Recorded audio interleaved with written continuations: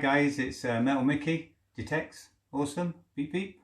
I hope you're all well and you're all looking forward to Christmas. I'm now off the field till my field's till next year. I'm trying to secure some new positions, new fields. I've got a couple of little digs to do. I've got a little farm that's got a little pasture that needs to be looked at, and I've got a lady who wants me to find a ring in her garden, which I'm really looking forward to doing and hoping that I can find it for her. So what I'm going to do is just a quick roundup of what I've found this year, and some little pieces I've found when I first started, when I started metal detecting. As you can see, various pennies, you know, the 1900s pennies. I can't think who this one is. It's George the Sixth or George the Fifth. There's various pennies and half pennies and one thing and another. As you can see there, I've got a few for you war enthusiasts. There's some nice rounds. 202. One's it's got Winchester written on it. The other one's got Remington. Yeah, nice little good signals on those. Well in the 70s and 80s, you know, hoping they're going to be coins, but yeah, you've got to dig up the other stuff to get to the stuff you're looking for. Obviously, you're digging hundreds of holes. You're going to be disappointed, but that's just the way it is. But you know, the what you can get from the metal detecting is superb. So in a couple of my videos that I've done recently, I was showing you these, you've seen me digging up these thimbles. I found those 3 thimbles, 1, 2, 3 of them, all in the same field. I wish someone would tell me what they were using them for. Was it people were just living there in their houses and sitting outside and using them, or were they using them for maybe to help them protect their fingers sewing sacks? I don't know. I'd like someone to know.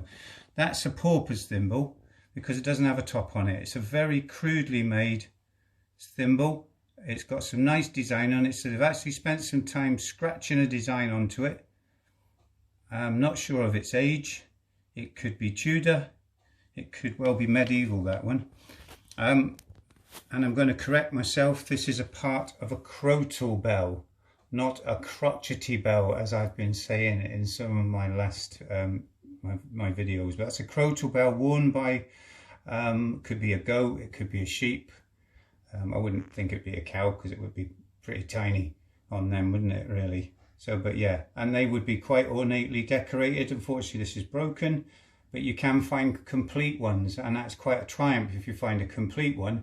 And the actual bell, if you dig them out, and I have known people that have dug them, and the bell is still inside and they still work, and they're hundreds and hundreds of years old. So I can't wait till I find a complete one of those. Couple of threepences, the old threepence, another George coin. This is quite intriguing because this is an Irish Knox. This is a coin, I would take it, would be migrants working at the farm, I presume, or an Irish person doing something and then just dropped that. And there's 2 of them, which was quite nice. So there's one there, one there. These are 1600s. It's actually got the date on it. It is 1685, that one. And I think that one's a little earlier or a little later. No, that one's 1760, the greener one of the 2. Yeah, various musket balls, as I said. Some of the musket balls they drilled holes in and they filled them with, whether that is a musket ball, it might not be, it might just be a turned bit of lead, but the idea was they drilled a hole and they filled it with poo. So if the round didn't kill you, you died of infection. So pretty gruesome way to die. This is what they call a spectacle buckle. I have got some other a smaller child spectacle buckle in that set because it looks like a pair of spectacles. Boom. You beep. So there we go. That's that. No idea what that is. I haven't got a clue. I wish someone would tell me what that is. Maybe it's some sort of horse harness, I don't know. But there you go. You know, I've no idea. But there you go. Little lead rounds, little bullets. These are these. Moving on, we've got silver sixpences. That's a George V. That's a lovely one in 1929. That's a cracker. I love that. That's one of my favourite finds. Not my top favourite find, but it is one of my favourite finds. Then we've got the Jetton tokens. They're 1600s, and then I've got a medieval. Well, it could be 1400s. We've got it's a silver hammered Edward. Is it Edward? Edward the Confessor hammered coin. Some of these are the size of the Knox coins, as big as that. But you can see that's been clipped. It's been used to save money for the war effort, probably. So they clipped the coins to keep the silver to melt down to make new coins. So getting more money value for their money. Then we've got hammered coins. We've got a broken Elizabeth, Elizabeth Grote, Queen Elizabeth.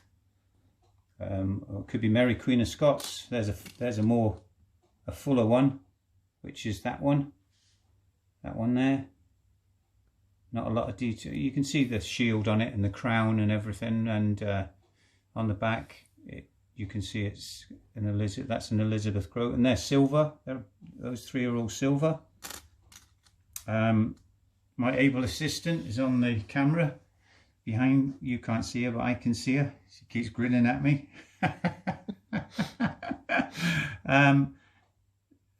This is Kaz's first find. There it is, the one that we stopped the video and we said, oh, we'll have a look at that later, and that was her first find, and that's a medieval belt buckle, and that's an absolute cracker for a first find. I think my first find was tin foil or a tin can or a bottle top, I think, something like that.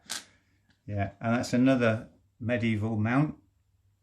So medieval, we're talking knights of old and chivalry and all that sort of thing, aren't we? Then we've got this unusual find. This is I love this. It's got a lovely little face on it. I've been told it's someone said to me it's a Tudor dress hook, and another person told me it's a Tudor hat pin. So, and it's got a lovely little face on it. Then buttons, not a silver button. These are my pixie war shields, as I told you, the little pixies with the swords, and these are their little shields that they went to battle in amongst against the harvest mice and various other little dwarfs that were, if you believe in all that, because I do, because I obviously believe in Father Christmas as well. I hope most of you do. Right, then we're going into the Roman section. So we've got cents, they're called, a lot of these, cents. Some have got a little bit of detail on. Of course, you're talking 2,000 years old. So, you know, you look at some of our coins and think, I mean, I found a halfpenny the other day, and in another 100 years, it will be nothing. It would just be gone. It would be, there's nothing on it. I had a couple of tiny little marks on it to tell me it was a half a p, but that was it. But the Roman coins seem to have stood the test of time. Again, you can see there, that's supposed to be Britannia, because the Romans had the symbol of Britannia on their coins with the shield and the spears. So that's the Roman section in coins. And of course, my best Roman coin is the Constantine, which is a nice coin. Yeah, I like that one particularly. I was really pleased when I dug that, especially to see the actual emperor's face come up on it, and there is a little bit of writing on the back, but I can't make it out. But that's quite a nice find. Again, 2,000 years old. And then we go to the brooches. Part of a a dolphin fibula. Still not sure about that. I haven't showed that on the video, but I dug that up. It's got, would have had a pin and it clipped under there, so it's definitely a brooch, and I think it's Saxon. I think it could even be the Iron Age. I'm not sure, but it was a cross sort of symbol, but I don't think they were into Christianity then. So someone may be able to tell me exactly what it is. But that's that. Another little dolphin fibula with a nice, lovely little design on it, but unfortunately it was broken when I dug it up. Yeah, that one there. And then my best dolphin fibula, which is this nice design here, which would have been complete, but the all this browning is the pin and the spring.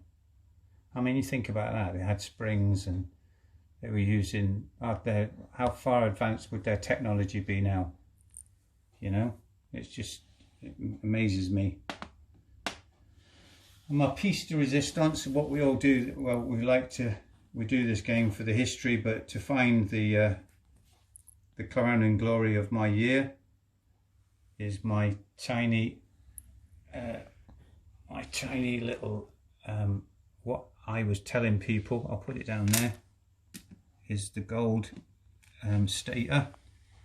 That's the gold quarter stater, and it's got there, and that's the little horse, and it's actually not Saxon, as I said, it's actually Celtic. So they would have come from North, don't know, Gaul, somewhere around there, where yeah, Travanavascos is the king. He was a king in Hertfordshire was his domain. Very rich king indeed. And they're the sort of people that would have they would have buried their wealth with them when they went to the afterlife, because they believed in the afterlife.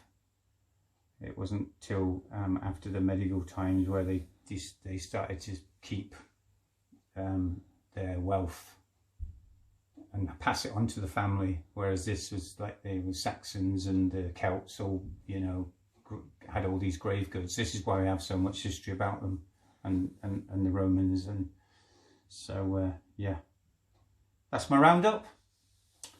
I hope you've enjoyed it. Thanks to Kaz for able assistance on the camera, and hopefully we'll do some more digging in the new year. I'd like to wish you a happy Christmas, and I'll see you in the new year. Bye now. Metal Mickey Detects. Beep beep. Awesome. Like and subscribe. Bye.